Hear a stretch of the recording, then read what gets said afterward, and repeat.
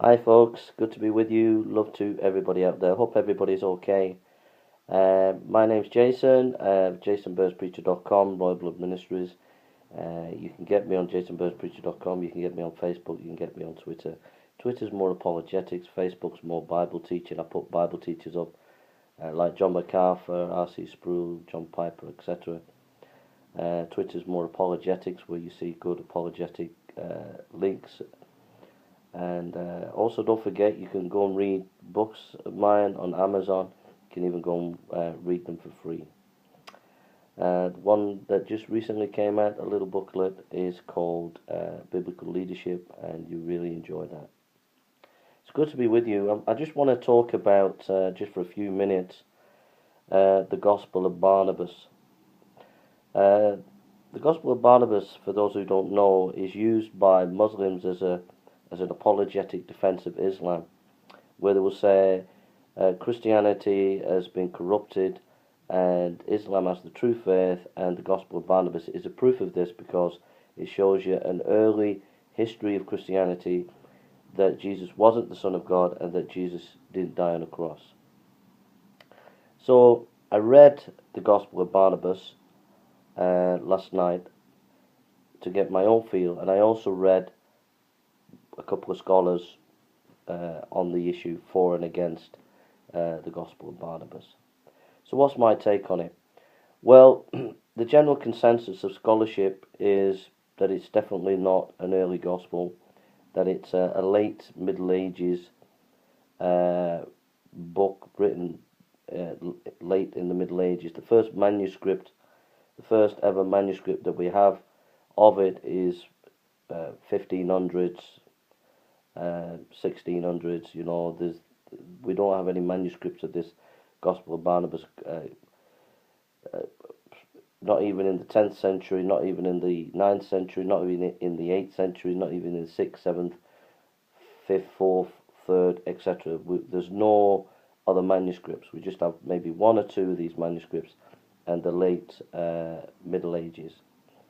So that's a damning report, if there ever is one. That completely crushes any Islamic argument to say that this is an early Gospel.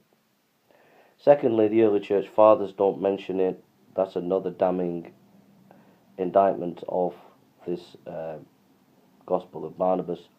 Thirdly, there are maybe two statements in ancient literature concerning a Gospel of Barnabas. So you could go back to the 3rd, 4th century, maybe 5th century, and there's a reference to the Gospel of Barnabas. So Muslims have jumped on that and said, there we are. But the general consensus of scholarship, that it's been no way proved that a reference, a title of the Gospel of Barnabas is ever connected to the Gospel of Barnabas that was produced clearly in the late Middle Ages by some Islamic writer, probably living in Spain. So the general consensus of scholarship is that this is a different Gospel of Barnabas, and even then there's still arguments about, is that what it's actually saying in the Greek Gospel of Barnabas? So they can't use the mention that the Gospel of Barnabas is mentioned once or twice in ancient literature in the 4th or 5th century. Fourthly, Muslim apologists will say, well, there is the Epistle of Barnabas, so there's a connection there with the Gospel of Barnabas. Well, the Epistle of Barnabas is quite clearly, the general consensus of scholarship is the Epistle of Barnabas was written round about 100 to 125 AD, give and take 20 years before, 20 years after. So it's like maybe coming into the late 1st century, early 2nd century.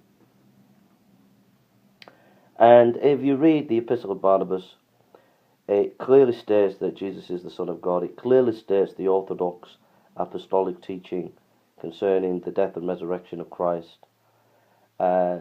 but it's very strong on Old Testament exegesis, and basically the message is a simple message of having humility before God and not having laws as if laws can save you.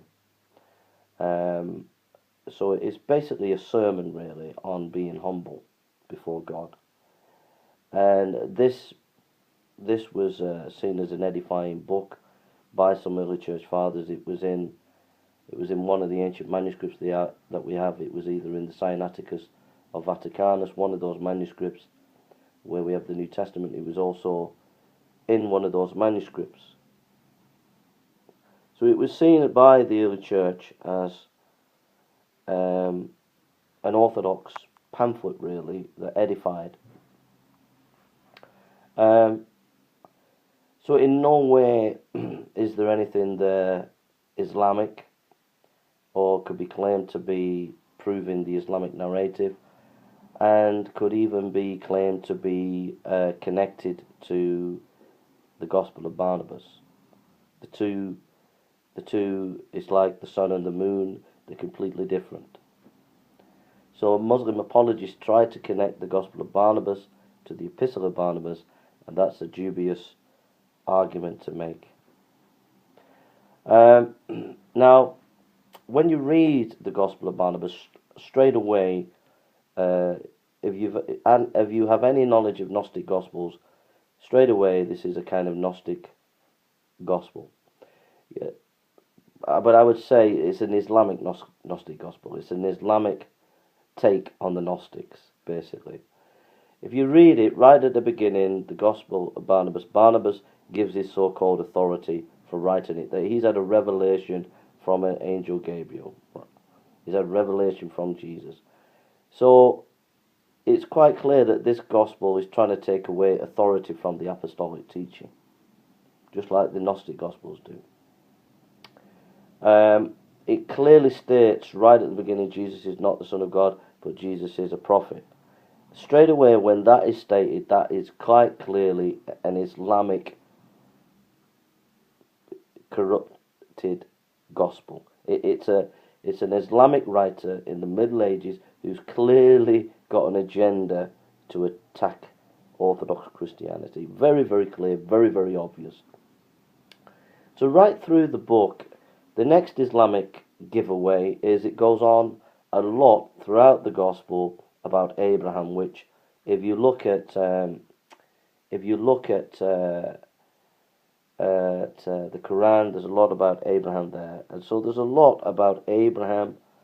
And when you think about it, in Spain there was quite a lot of Jewish communities there, so having an interpretation, understanding of Abraham was important.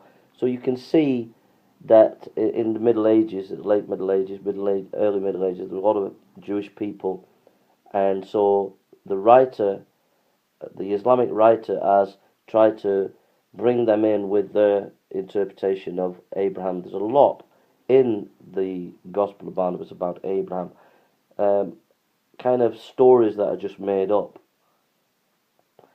And then there's a bit of padding here and there.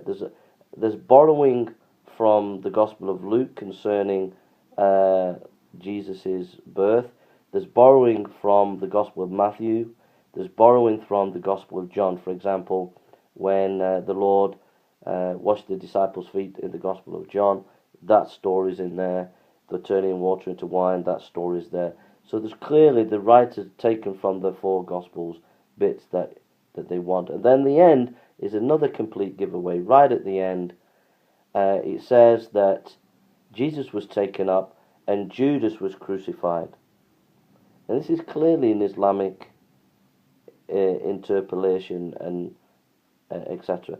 Now the thing about this Gospel of Barnabas is there's very little understanding of Jerusalem, very little understanding of the area, etc. And this is typical of Gnostic Gospels, typical of false Gospels. So there's also indications of the person knew a certain pope at the time in the Middle Ages, and there's giveaways there in the text, but that's a bit more technical, and those are more easier things that apologists use. I'm using a more broader brush uh, analysis of the Gospel of Barnabas and giving you my take on it. So if any Muslim or any imam or any Muslim lecturer even tries to argue that the Gospel of Barnabas is a proof of Islam, it's a complete scholarly joke. All right, anybody who says that is not worth the salt as an academic, because there's no way you can make that conclusion. It's 90.9% correct that is a Middle Age gospel fabrication by an Islamic writer. God bless you.